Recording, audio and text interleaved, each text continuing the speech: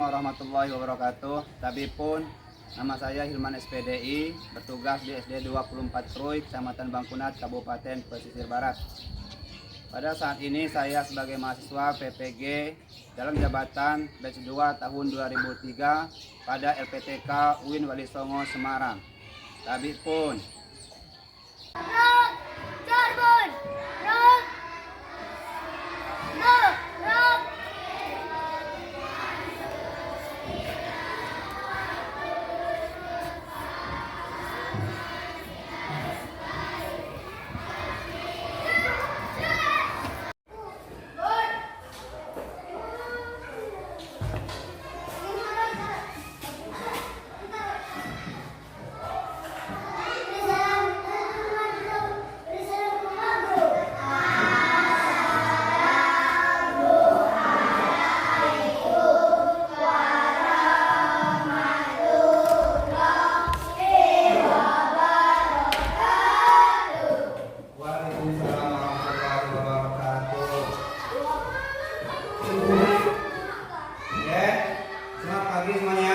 Semangat.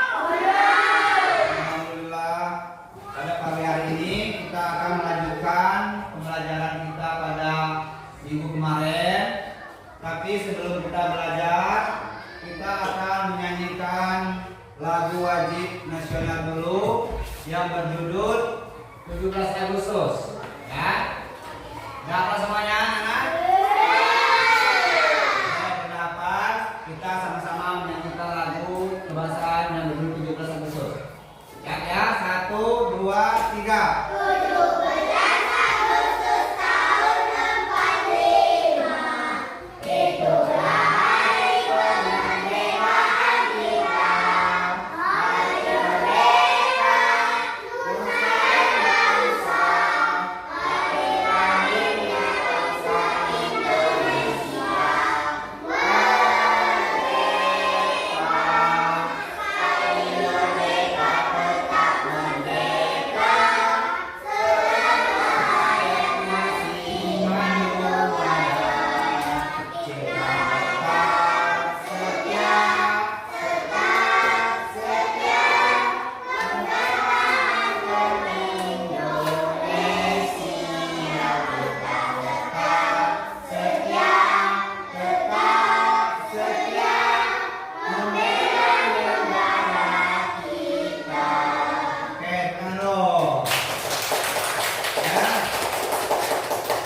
Sebelum mulai pelajaran, silakan ketua kelas pimpin dulu berdoa.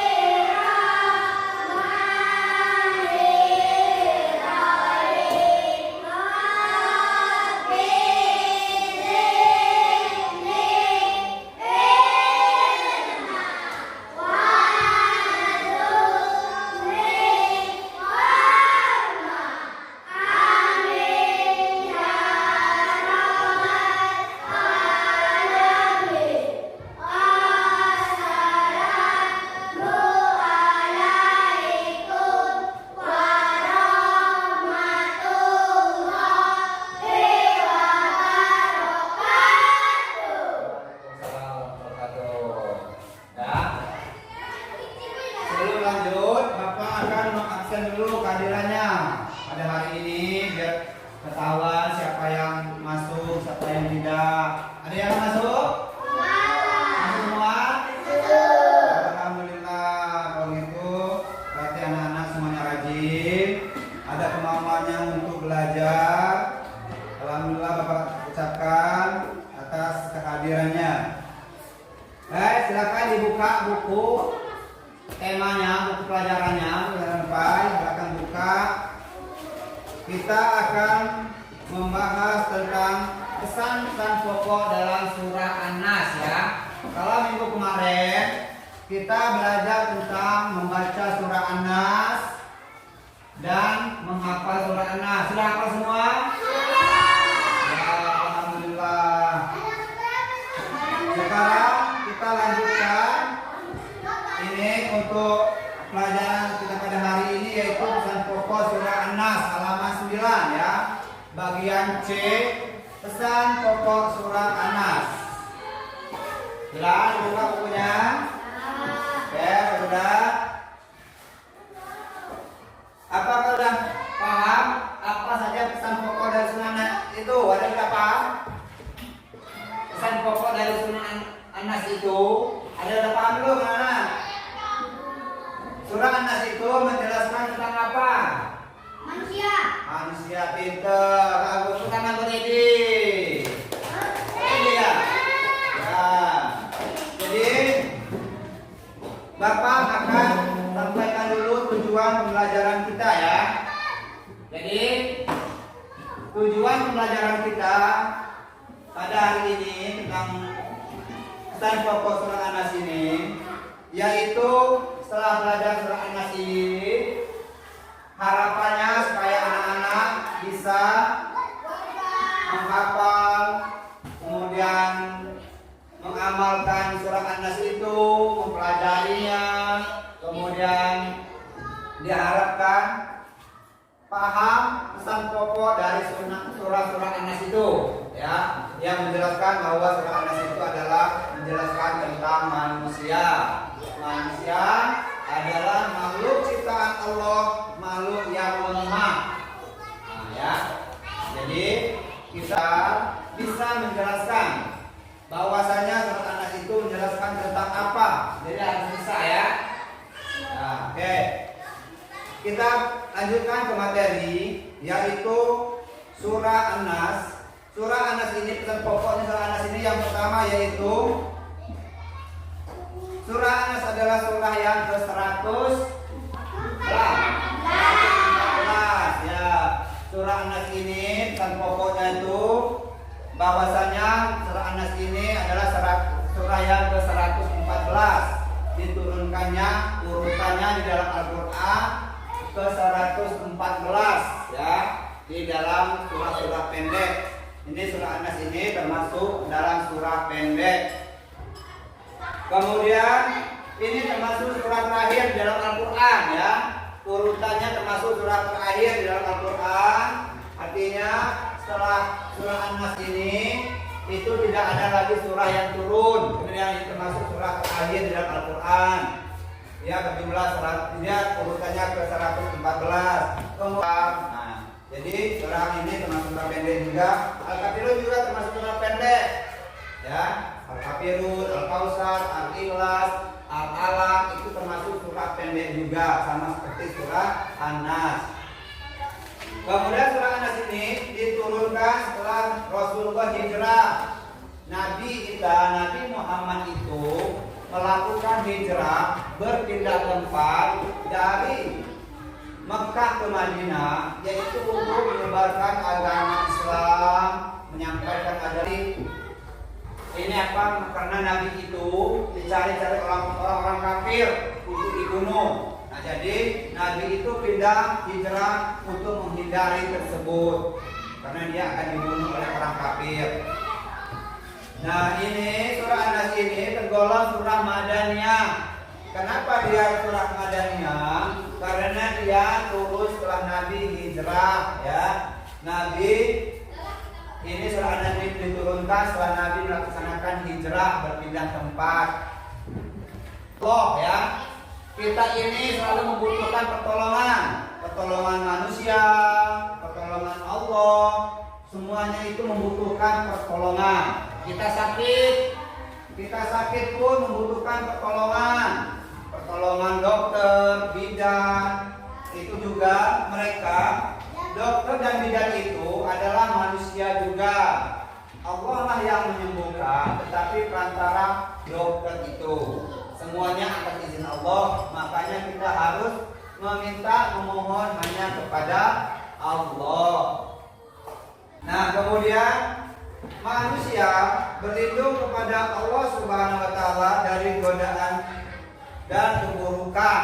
Nah, makanya kita harus berdoa, kemudian rajin membaca surah An-Nas supaya kita ini selalu dilindungi Allah, karena kita manusia selalu digoda oleh setan. Ya, selalu digangguin. Makanya itu malas melaksanakan sholat besar. Makanya kita harus selalu memohon perlindungan kepada Allah. Mau tidur membaca surah An-Nas supaya di tidur kita, di dalam kita tidur, kita dijaga dan dilindungi oleh Allah. Karena kita tidur itu ada dua malaikat.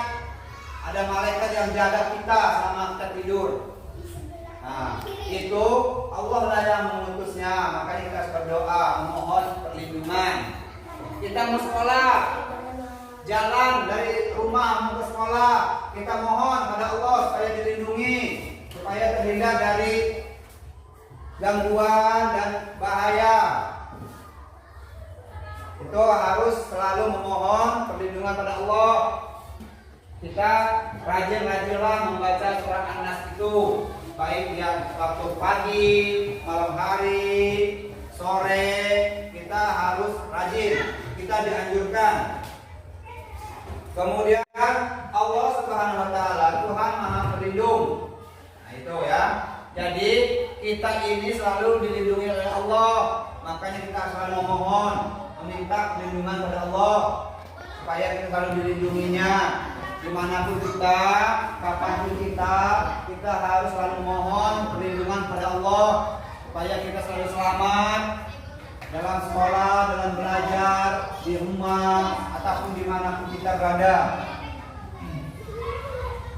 Nah, itu contoh perilaku mengamalkan, menjalankan surah An-Nas.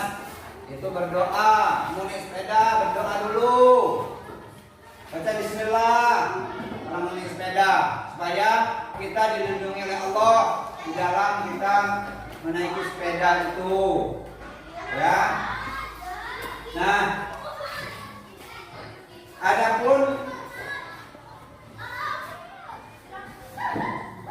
di sini Bapak akan memutarkan video, ya. Bapak akan memutarkan video tentang pelajaran surah An-Nas ini biar kita sama-sama melihat. Masih semangat? Coba tepuk semangat dulu. Tepuk semangat.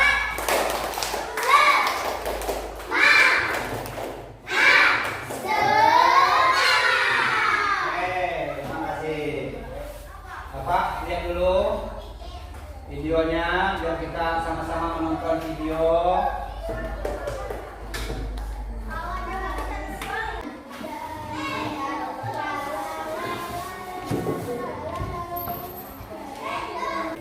Nah, perhatikan ya.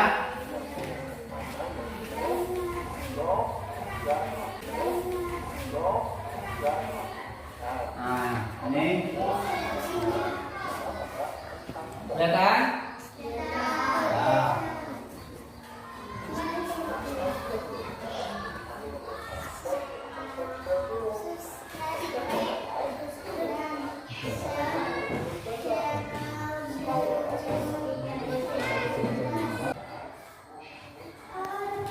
Makanya kita harus menyembah Allah supaya kita tidak tergolong ke golongan orang-orang musyrik yang menyembah selain Allah. Orang yang menyembah selain Allah itu adalah orang musyrik, ya, orang kafir. Kafir itu orang yang tidak mau menyembah Allah, tidak mau mengakui bahwa Allah itu Tuhan yang esa. Kita perlu memohon sama yang buku, berdoa, mohon perlindungan Allah dimanapun, kapanpun kita selalu memohon perlindungan supaya Allah selalu melindungi kita setiap kita melakukan sesuatu atau kita berada dimanapun.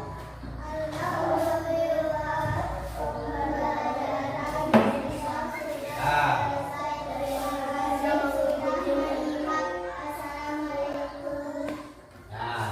itulah. Jadi itulah pembelajaran tentang pesan pokok surah An-Nas itu sudah menjelaskan tentang bahwasanya manusia adalah makhluk yang lemah. Surah An-Nas juga kemarin ini turunnya surah 114. Ya. Udah paham semua? Oke, kalau ada yang bertanya, kita akan mengerjakan tugas ya. Yang sini akan Bapak bagi kelompok 1, kelompok 2 dan kelompok 3. Yaitu perintahnya kelompok ini kelompok 1 ya. Kelompok 1, kelompok 2 dan kelompok 3. Kelompok 1 yaitu perintahnya menulis surat An-Nas dari 1 ayat 1 sampai ayat ke-6 ya. Kemudian kelompok 2 menulis artinya ya. Arti dari surat An-Nas itu kalian tulis dari ayat 1 sampai ayat ke-6. Kelompok 3 tugasnya yaitu menulis pesan pokok surah An-Nas ya. Sudah jelas? Nah, silakan ini ditulis. Nah, ditulis. Silakan ditulis. Silakan ditulis. Silakan ditulis itu pesan pokoknya, ini artinya. Arti dari 1 sampai 6. Nah, ini juga pesan pokoknya ya. Silakan ditulis pesan pokoknya ini. Halaman 8 tadi. Nah, inilah pesan pokoknya ini. Nah, ayo. Jadi tulis ini, ayo.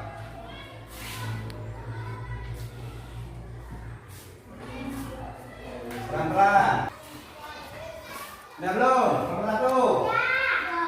Udah? Kelompok 1 udah? Kalau sudah, silakan kelompok 2 artinya itu tadi ya. Artinya kalian tempelkan di bawah ayat itunya di ayat surah An-Nasnya, ayat Al-Qur'annya. Jadi silakan digunting, ada guntingnya. Nah, ada gunting ya. Nah, silakan. Ya, silakan ditempel, digunting. Ya, jadi adori, ya gunting. Nah, ini lemnya. Silakan dilem, digunting, pelan-pelan agar bukunya kena. Ya, ini kelompok ya, per kelompok bukan per individu bukan masing-masing, tapi tugas kelompoknya.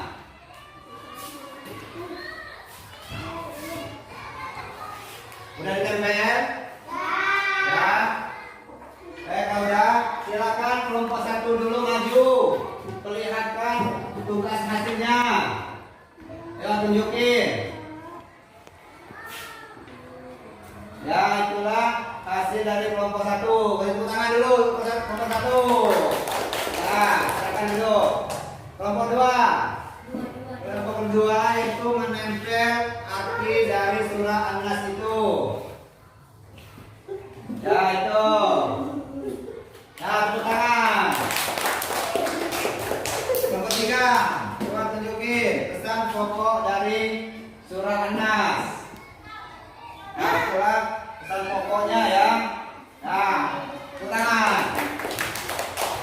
Oke. Itu kalian telah mengerjakan tugasnya yaitu yang kelompok 1 tadi menulis surah An-Nas, yang kedua sudah adori, udah simpan dulu, yang pentingnya ada yang gunting. Yang kelompok 2 yaitu menempel dari arti surah An-Nas. Yang kelompok 3 yaitu pesan pokok surah An-Nas. Oke? Kalau ada yang mau bertanya lagi, pertama kali kita ada bertanya. Kalau ada bertanya, Bapak akan jelaskan apa? Silakan. Surah An-Nas, surah yang keberapa? Ada yang bisa jawab? Surah ke-14. Ya, bukan dulu. Jadi surah An-Nas itu urutannya turunnya yaitu surah yang ke-114 di dalam Al-Qur'an.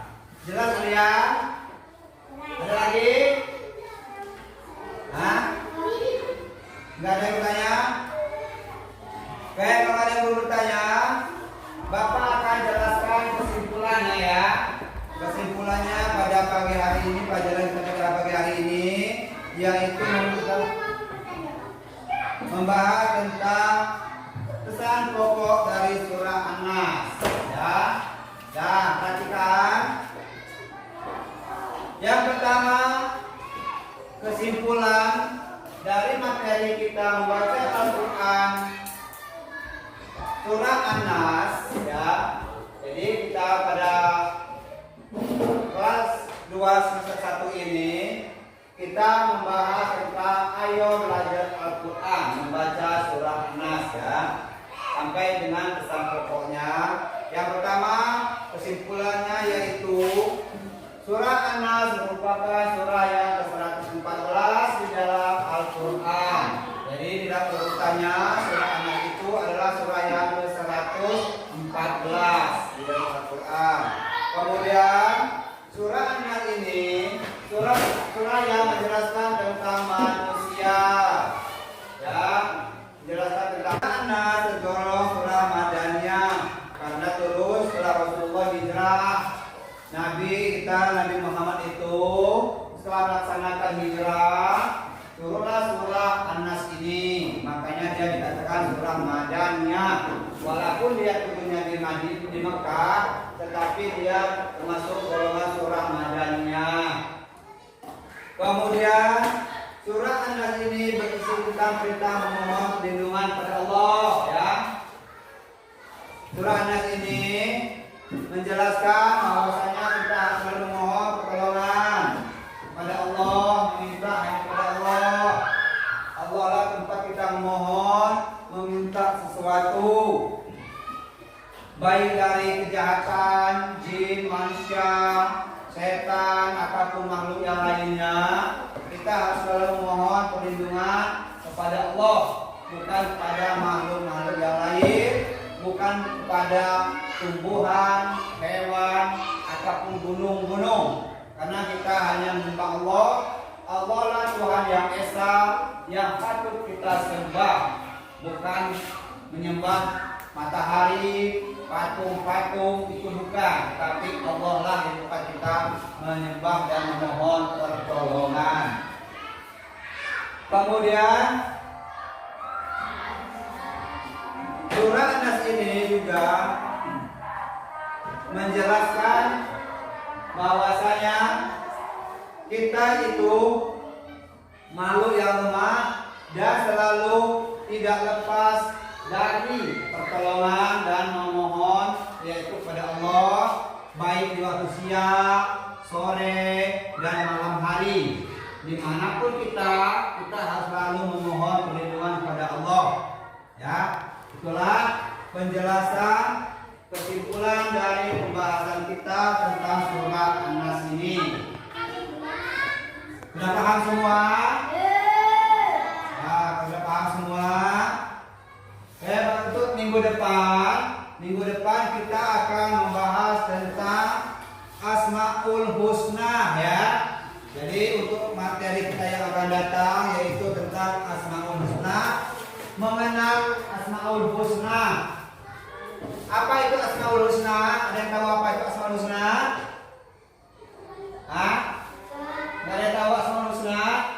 Asmaul Husna adalah nama-nama Allah yang baik, nama-nama baik Allah, yaitu namanya Asmaul Husna, yaitu yang Ar-Rahman, Ar-Rahim, Al-Malik, Al-Qudus. Apa lagi? Mungkin pertemuan kita pada hari ini sampai di sini dulu. Lebih dan kurangnya Bapak minta maaf. Insya Allah kita nanti minggu depan. Dan Bapak akhiri. Wassalamualaikum warahmatullahi wabarakatuh. Waalaikumsalam warahmatullahi wabarakatuh.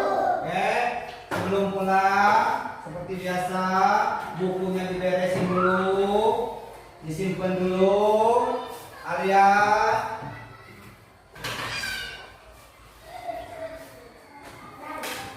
ya kalau sudah beres ditutup bukunya. Silakan ketua kelas memimpin berdoa, doa untuk pulang. Silakan.